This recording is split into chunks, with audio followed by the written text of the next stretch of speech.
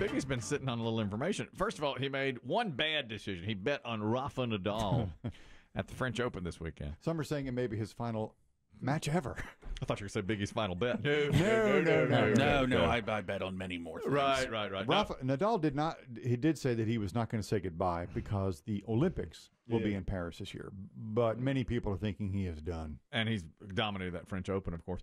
Well, then Biggie said, here's a great decision he made. We had a caller a month ago say he was going to try the Dr. Pepper coconut.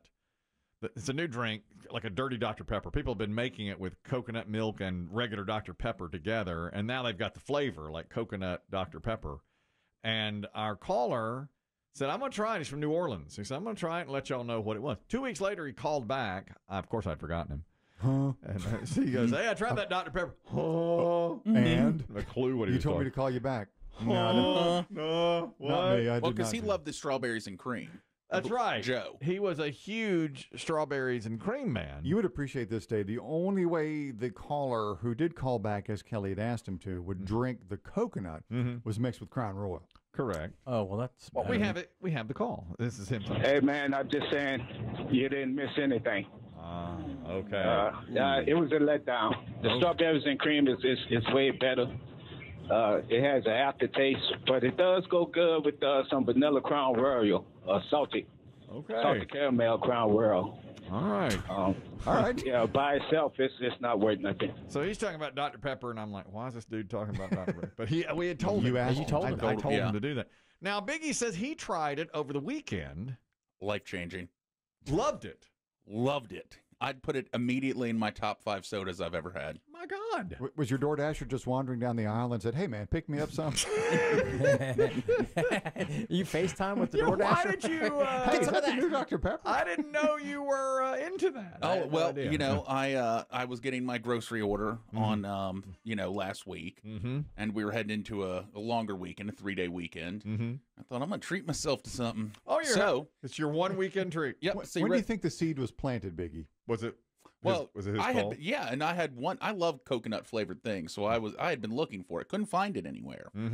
So what happened was my Instacart shopper messaged me because I had ordered Dr. Pepper happened to be on sale. So I ordered these strawberries and cream, 0 sugar. And sure, Jan. That's Dave's thing. Biggie said I had one weekend treat. Sure, Jan.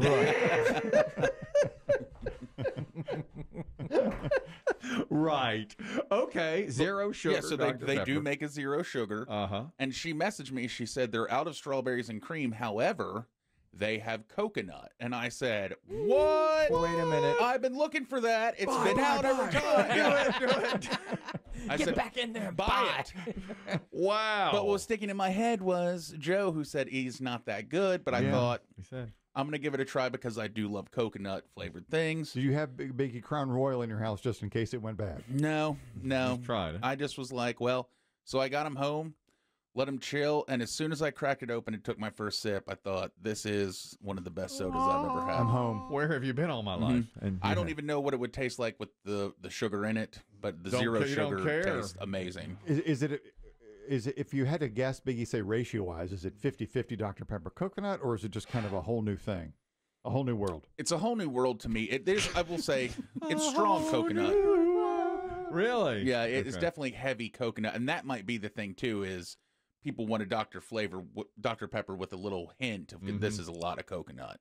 And I loved it. It made my whole weekend better. You must download this week's Square in the Round podcast. We have a great piece. Perhaps the most controversial episode ever. Controversial food choices. And I don't want to spoil it, but BB Shea says some things about coconut that will just blow you away.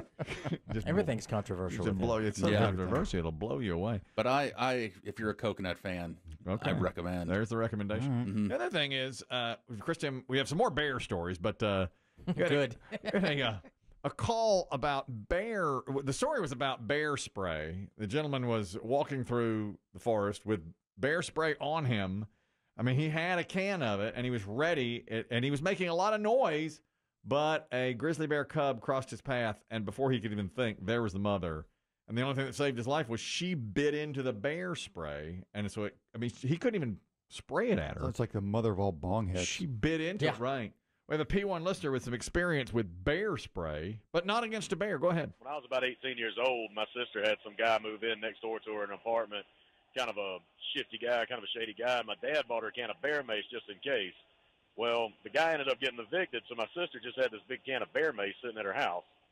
And one night, me and a bunch of my buddies were over there drinking, and this one kid, he said, "Hey, I'll let you shoot me with the bear mace." And I couldn't believe it. I was like, "Cool, let's do it."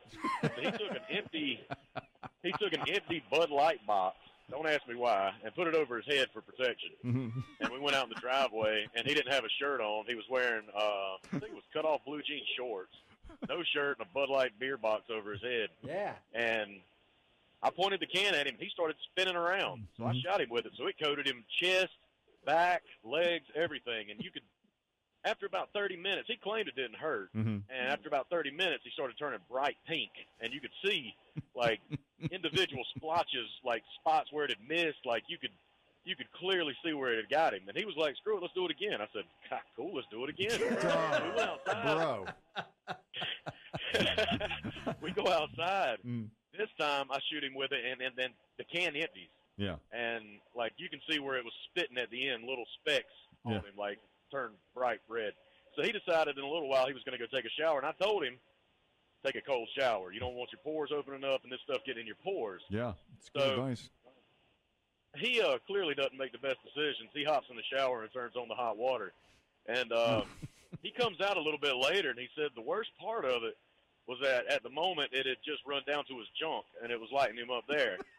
And he after a little while, he started shivering, and he said that it was one of the most intense feelings he'd ever had. It was getting him all over at that point because he had opened up his pores and it was all inside his pores. Well, you're really smart. I wouldn't have thought about that. For being drunk smart. Yeah, that's pretty good. He's drunk smart.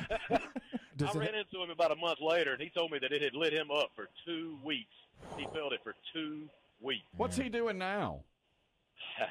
Probably still making great decisions. Yeah. What a story. Can you just see him with cut-off jean shorts and a Bud Light box over absolutely. his head? Sprayed That should be a meme. There should be a photograph of that. Really, they should have taken a picture of that. Wow. So Bad that's decisions. That's the. There are more bear stories here. In the Yeah, report. sometimes bears like to eat humans, but occasionally humans eat bears. The next time you go to a family reunion, take a page out of the Chris Kelly playbook and bring your own food because it could save your life. Yes, everyone will shun you. Everyone will think you're an outcast, but you won't get brainworms. We're learning more about a family reunion that took place in May of 2022. Up in South Dakota. The family came from, I think, Arizona, maybe Texas, Minnesota. So they decided to meet in South Dakota. We're learning this because the Centers for Disease Control and Prevention are releasing their report. If your family reunion makes the CDC files, that's bad, dude. You might be a redneck. Real bad. Check the potato salad. Yeah. Ooh, that's pretty bad, yeah. Apparently, one member of the family, and I'm assuming it might have been one of the Minnesota branches, is a hunter and had gone up to Saskatchewan earlier that month. So this is early in May of 2022. This is probably a Memorial Day gathering, is what I'm guessing. And so he killed a bear, black bear, and brought the bear meat with him. He froze the meat, took it with him. So everybody had bear kebabs. Do you eat black bear? Is that a thing that people eat? Do I? I guess. Oh, I have. Yeah, no, Anyone in this room? I don't have any No. black bear. Black bear kebabs. You can eat them. I mean, I guess Jeremiah Johnson, they were eating bear, and I think there's movies where people eat bear. That's because they didn't have restaurants. Well, that's true. Yeah. Jeremiah Johnson. Sure. That's kind of an old reference. Dating game for Dave. My goodness. Good Robert Redford film if you haven't seen it. Will Gear's in it. Chief Dan George. Yep. Good one, Dave. Very nice. So anyway. What year are we talking about there? 70s? Jeremiah Johnson? Yeah. 73. Yeah, early 70s. All right. Okay. There you have it. All right. Not that old a reference, just 50. Only just 50, right at 50. That's fine. That's fine. Okay, great. So everybody's having their bear kebabs. They skewered bear meat and vegetables, and of course grilled them. Initially, some of the family members said it's a little underdone. Ooh! So they threw everything back on the grill. It's rare bear. And then the family said their goodbyes and went their separate ways to the multiple different states. Well, 6 days later, 6 of the relatives had brain worms. They found out this. Doctors found out because one 29-year-old male had to be hospitalized. He had severe symptoms, but they couldn't figure out what was causing him. Fever, nausea, diarrhea, all that stuff. He went home after being treated the first time, back to the hospital a second time, and that's when they said, "Did you eat anything strange?" Bear kebab. He remembered. Yeah, it was the bear. He knew. Had to be. So weeks ago. Had to be. At that point, they realized he was suffering from trichonellosis, which is what happens when you get a microscopic parasitic worms inside you. The man who'd killed the bear said he froze the meat, but it turns out, and this is unfair, some of the worms are freeze resistant. Ooh. So even when you do the right thing, you can still get brainworm. So he froze the meat. It still didn't kill the worms. Transport it. And then they cooked it. It was too rare. He needed it to be... Evidently. They didn't cook it enough to cook out the worm. Because that thing you said is like trichinosis, which means undercooked pork. Yeah. You know, you get trichinosis from exactly. that. Jeez. So, that's terrible. in all, six family members got the brainworm, including 2 who only ate the vegetables off the skewers. Ooh. They didn't even eat the bear. So those worms got on. It's powerful transferred from the bear to the vegetables. God. So it appears by now, here we are 2 years post, they all have made full recovery. You're talking about not fair. I didn't even eat the bear. I ate the vegetables trying to be good, and I still got Uncle Jim brainworm. brought the bear meat. I didn't even touch it. I wonder if that's how... Didn't Robert Kennedy Jr. has... RFK Jr. Yeah, he's got a lot of things. Little bear worm. About 10 years ago, right? Had a brainworm? Yeah, he had brainworm. Yeah. We don't know how he got it. I don't know. Eating something off the Nantucket coast. Yeah, something. Raw, undercooked over fish, the compound. Something that he Shellfish? got. Lobster? Maybe. There's another, this is an animal story as well. In Kansas City, it's been 3 months since a group of residents in the 2500 block of Chelsea Avenue has gotten their mail, all because a dog tried to bite the mail carrier 2.5 months ago, and they have not delivered since. Ooh. And one woman is saying, look, it's not my dog. This is 5 or 6 houses up. I need my mail. They have to go to the post office to pick up their mail. Yeah. But she's speaking for many and saying, well, the elderly can't get there. You know, we have to, I'm trying to take my neighbors to get there. This is the woman who owns the dog that tried to bite the post office, the letter carrier. I tried talking to the men people upstairs at the post office, and the lady said she didn't want to talk to us. They won't even talk to her. They said, you got to get rid of that dog or we're not delivering again. And it wasn't. Can you lock up the dog, or is the dog in the...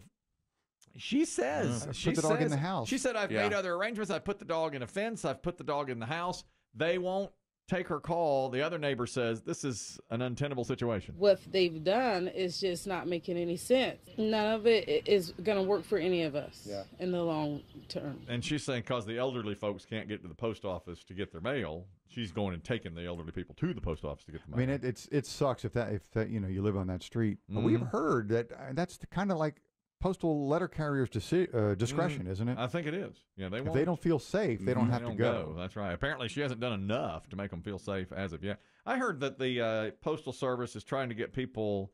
They're urging people to buy larger mailboxes because so many packages now are delivered. Believe it. You see that? Yes, I see stuff like even in my complex, my apartment complex. You know, there's the poor postal person trying to stuff something into a small box. Yes, and even though they have bulk bins, they do have like package lockers. But the problem is, everyone gets so many packages.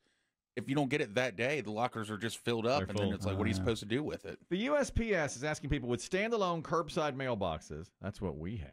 Nice. A standalone curbside mailbox to get jumbo mailboxes because they are having to leave so many notices, won't fit in box, you have to come to the post office. And people are complaining about that. So they're saying, well, we sell a jumbo, or there is a jumbo size you should buy. I've seen it. You know, it's larger. And then people don't go and pick it up for days, weeks. That's right. Postal workers are frustrated because they can't get all the packages into the mailbox. Are they not allowed then, or it takes some time, I guess, to walk up to the porch? I don't know if you have a mailbox, I'm not sure that's how that... Yeah. I don't think they ever walk up to your door if you have a box. I guess not. I guess they're just not going to do that. So they don't walk up to the door. They leave a notice saying you got to come to the post office, and it makes people mad, and then it stacks up at the post office, you know. So we need now larger mailboxes. We got lucky. The house we moved into 7-8 years ago was a full-size, big. You got a jumbo? Box. Yeah, we got a jumbo. That's pretty nice. We don't. Like a mail slot. We don't have a slot in the door. What about your packages? They set them at the door. They just sit like them right everything there. else They sit them there with the UPS and the Right. Amazons and the Yeah. FedExes. Yeah. Well, we don't have a slot. We have a mailbox, and then our door is so far away from the main road. I've seen that. So far. You know, From it's the Super Bowl party. It took me about 30 minutes to get from your mailbox to your house. yeah. It's a hike. It's a trek. Well, In fact, I needed bear spray. It's a trek. You know, you learn, bring a snack. You got to take a snack. A little water's nice. It doesn't hurt. Got that. Well, you have to. You ever see that? I've mentioned it before. You ever seen the opening to the old TV show Dallas? Oh yes. Remember when they got the aerial shot Yes. Yeah. of South Fork That's right. driving in? But now remember, Kelly's is about right. twice as long. When my children go to college, they'll be coming back home, so it'll be like South Fork. They'll be coming back in, and we'll all be living together. But now the post office doesn't sell mailboxes, right? I mean, No, you'd have They to gotta buy get them. those at Home Lowe's. Depot or Lowe's. Lowe's. Melissa, you're talking about oversized mailboxes. Chris Tim's got a jumbo. Go ahead.